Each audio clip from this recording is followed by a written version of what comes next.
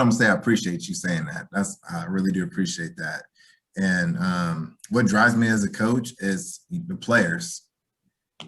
Is being able to provide players with a better opportunity than I had.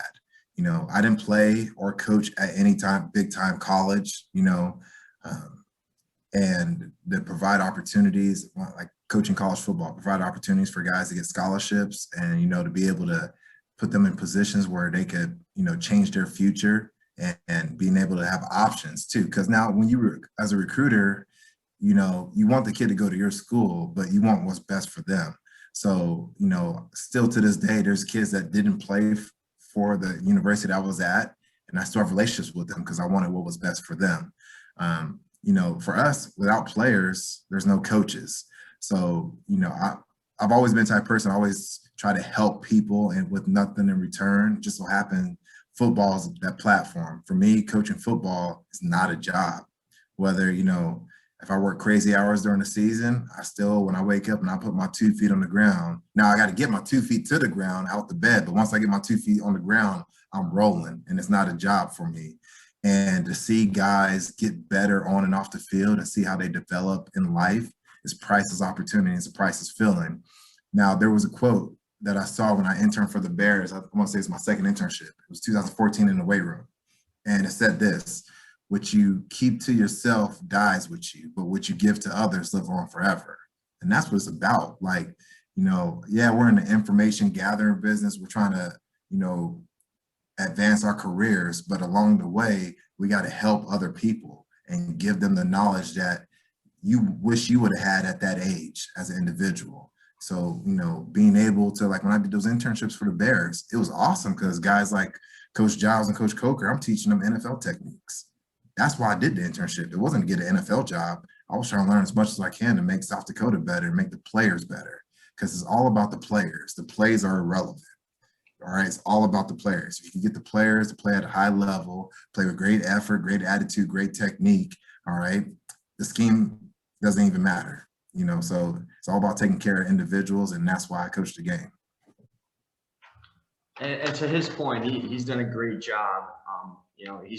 We're Dylan and I are two former players, and we have nothing but amazing things to say about Coach Williams, and that's why he was the first guy that popped in my mind as to who could come speak to these kids and really leave them when they left this meeting. They felt enlightened and they had a better idea of what it takes to be the best, and not only academically but also athletically, and just to be a better person. And that was kind of the first person that came to my mind.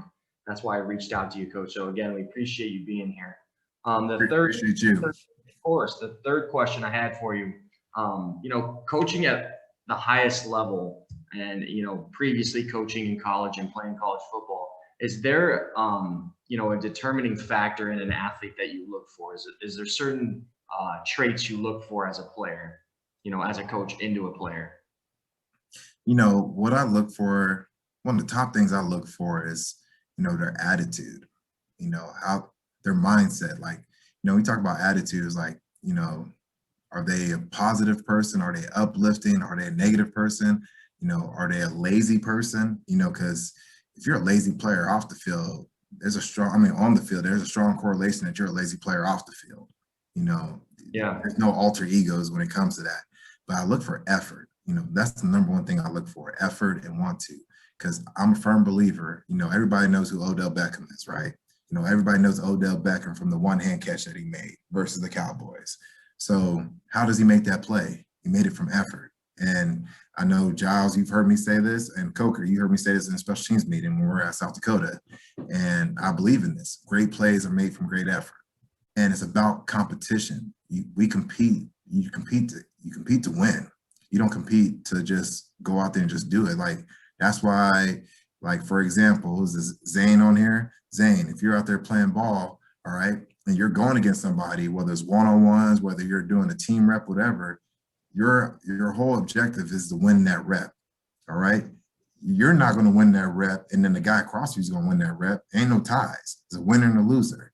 So the only way the variable is going to help you is by playing with effort, and having the right attitude so you could play with the right technique.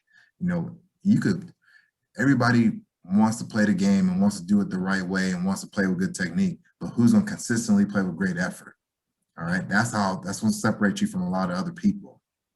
And those athletes that are in here that know me, a big saying that I continuously say, and it's kind of an echo off what you said, Coach, was we don't coach effort. You either want to be here and you want to get better, or you don't. We can't motivate you to want to be the best or be better on and off the field. That's an internal factor that you've got to reflect on. Do I want to be good? What does it take? And coming to this, a lot of the athletes that are sitting in this meeting, you clearly are doing something right. You want to be the best. You're here, on your own time. You're not being paid. We're not being paid. We're just here to give off information to the athletes that are associated with this My 7-on-7. The next question I had for you, Coach.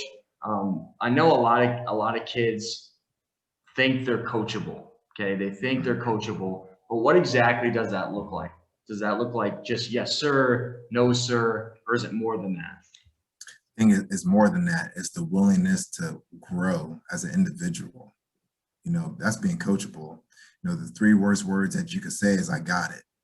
As soon as you say "I got it," that means you're taking away the willingness to learn. If you're trying to coach a guy up and he's like, "I got it, coach," you're just telling me that you have all the answers and you're not trying to get better, because nobody's perfect at their craft. Perfecting your craft is a process. It's not a destination. Even the best in the game, the best receiver in the game, Jerry Rice, every day he's working at his craft. He's working on his route running, working on catching balls. You see the best players when you turn on NFL games, or those guys are out there 2 hours before the game working on their craft. Okay, because you never got it. We're always it's the journey that you're working on. It's always a process to get better. Yes, like for example, myself as a coach, I'm in the NFL, but that doesn't mean I know all the answers. I'm still learning from high school coaches, college coaches. We just hired a special teams analyst. He's helping me out, and I'm learning from him. Just because I got a title as a coordinator doesn't mean I got the answers. I never have all the answers. I'm always growing and learning. So it's all about the willingness to grow. That's the biggest thing. If you have the willingness to grow and get better as an individual, then you're coachable to me. And this is what I believe in too. It's going to be uncomfortable when you're being coached up. But if you have faith, all right, and you're comfortable, you can still grow. But if you add faith plus being uncomfortable, that allows great growth.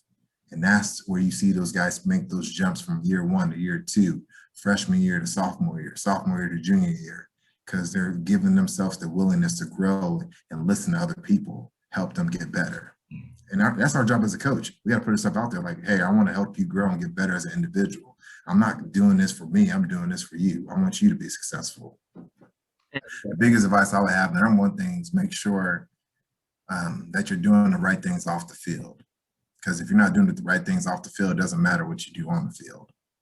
I'm talking about grades, how you treat people off the field. And as a recruiter, I walk into a school, I'm talking to everybody. I'm not just talking to the coach. When I walk and I see the secretary, I'm like, I'm here to see Dylan Giles. Oh, I love Dylan. He's so awesome. That's what you want to hear. You don't want to hear like, and or they like take a deep sigh. Like, okay, what's that about? You know what I mean? Because there's a strong correlation to how you are off the field to what you produce on the field. I believe in that. If you're a selfish person or a disrespectful person off the field, it's going to show up eventually on the field. It takes energy to hide that type of stuff. All right. If you're not doing a good job in class, all right, why do sometimes students don't do a good job in class? Being lazy, all right, it's not important to them. Their willingness to learn and grow or to be disciplined. You need that in football. Doesn't matter how athletic you are. If you can't do that off the field, and then it's going to show up on the field, okay, and then it's going to show up in your performance. So, you got to be a well-rounded individual when it comes to stuff like that. And that's what when I'm recruiting an individual, they got to be able to be a good person off the field, because it's not like when you look at a team, it's not necessarily the team or the logo that makes the team. It's the people that make the team. And in order for you to be a good teammate, you got to be a good person. In order for how do you be a good person? Be respectful, work hard, all right? Be a servant, help others. Just because you might designate one captain on the team, one leader on the team. There could still be 50 other leaders on the team holding each other accountable. Accountability is big, you know, and just doing those things the right way on and off the field is big for me. That's what I look for in, guys in the recruiting process. But grades are number one. You got to, in order for you to be eligible, in order for you to play the game, you got to be eligible. I know in college, in order for me to play the game, I had to have a good GPA. And then if you have a good GPA all through high school and college, and you're playing, you're going to graduate on accident. You're going to graduate. So those are the things that I look for. To answer that question, culture. Culture. I think it doesn't either whether it's high school, college, or pros. It's just establishing the foundation. Everybody has their own beliefs. So number one, as a head coach, you got to identify what your core values are going to be. And then you got to make sure that the people that are coaching on your staff are on the same page with those core values. Because you can have great core values, but if the people that are working with you don't believe in those core values, how do you expect them to teach those guys those core values and for those guys to believe in those core values? So it starts from the top. So whatever everybody's core values are, their culture is, and then also too, you got to be consistent with that. It's just like parenting. You got to be consistent. You give a kid an inch, they're going to take a foot. You give them a foot, they take a mile. And then also, too, you always got to have teachable lessons. You might have the best player on your team, and if he's not sticking to those core values and you let him get away with it, now it's double standard. Rather than if you hold that kid consistent, the top player on your team, you hold them to that same standard. The player that's a third string player that you're going to eventually need down the road when the playoffs come, he sees that, he's like, man, if he's holding him to a high standard, all right, I got to make sure I'm on my stuff when it comes to that. And then, when challenging the team, it's all about how you word stuff, because 99% of people in this world, when you come to them about something in this adverse situation, they see it as, they get defensive. So you want to either present it, you either present it two ways. You present it as you're attacking them, or you present it as you're challenging them. And when you challenge somebody, you always got to put it in a way that, like, this is going to help us get better. Give them the why. The why is everything. You got to give them the why. And you got to give them examples of why it will work. And there's many different ways to create a culture and challenge people, but you got to have evidence, evidence-based decisions. You got to provide the evidence to base that decision on why this is going to work, and show good and show bad. And team goals and personal goals. When it comes to team and personal goals, you gotta make it a collaborative effort. All right, you gotta allow the team to have a voice. The team has to have a voice. Again, this is player driven. If you allow the team to have a voice, all right, that creates ownership. You create that ownership. Now those guys play at a whole nother level, because it's not your team, it's their team. And you, as a coach, you got to say that it's your team. This is your team. All right. How do you guys want to be defined? Let them pick different values that they have, or different how we want to be defined as a team. If I ask the team now, let's say I ask the team tomorrow, like, how do you want to be defined? Hey, we want to stop the run. We want to run the ball, and we want to cover kicks. We want to be tough that way, coach. All right. How are we going to do that? Let's put this together. You get them a voice, they have ownership. Now they're going to run through a wall. There's times in games too. Coker will tell you this. I'll ask from the sideline, which way y'all want to kick the ball? I don't care which way we kick it. Y'all the ones playing. You know what I mean? So which way we want to kick the ball? Hey, what return y'all want to run? And then y'all have an idea. Just in players, people talk about experience. My definition of experience is putting yourself in positions where you're exposed to stuff and how you grow from it. I've only been coaching 10 years. And when I got to South Dakota, I was only coaching for 3 years. And then year 4 to year 5. But even though I was there and I was in my 20s, all right, I exposed myself to a lot of stuff. Even though I worked with older coaches and I was the youngest coaches, I was the youngest coach on that staff. I exposed myself by putting myself out there, applying for NFL internships and stuff. And I felt, to me, that made me a more experienced coach, rather than being a coach that's in his 40s or 50s that's only been at one place the whole time and only knows one way to do stuff. So it's always good to go out and try to learn as much as you can as a player, as a coach, as a man, all right, to be the best father, brother, husband, friend, son that you can be, because you can always grow and always get better. And One thing I will say too, you know, I grew up a huge Kobe Bryant fan, and he's my favorite player of all time. And when I was with the Chargers, he came and spoke to the team when we moved to LA, and he talked about being in the present, being obsessed with being in the present. And that's something for everybody on here. And I try to get better at that myself. And he brought up a situation when they played the Charlotte Hornets, because a lot of people don't notice he was drafted by the Hornets. And then he got traded on draft day to the Lakers. So every time he played the Hornets, it was always a big game to him. Well, one year he started off the game 0 for 20. All right, 0 for 20. And they were down by 2, and he had the ball in his hands. All right, he's like, I had to be, if I'm not obsessed with the present, if I'm not staying in the present, then it's going to affect me on this shot to win the game. All right. If I was worried about like how I missed those other shots and stuff, he's like, I couldn't be that. I had to stay in the present, and he hit the shot and he won the game, hit the 3-pointer and won the game. Being down by 2, won the game by 1. So that always stuck to me. And then when I was with the Bears, Mike Ditka, he said this one time, and it stuck to me. It still stuck to me till this day. He's like, when you're sad or mad, all right, you're worried about the past, stuff that's happened in the past. When you're anxious and nervous, you're worried about the outcome. You're worried about the future, what's going to happen.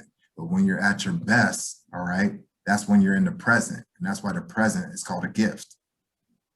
So that's why it's always, everybody on this call, when you look at your best time, whether it's spring break, going with your boys, hanging out at a party, your best football game, your best interaction with your brothers or your mom or your son or your kids, is when you've been in the present. You know what I mean? That's why, on the football field, that's why they call it being in the zone. When you're in the zone, you're in the present. So that's something every day I try to, it's easy to say and it's hard to do. But us as men, that's the challenge for everybody on here, including myself, is try to be in the present with everything that you do in life.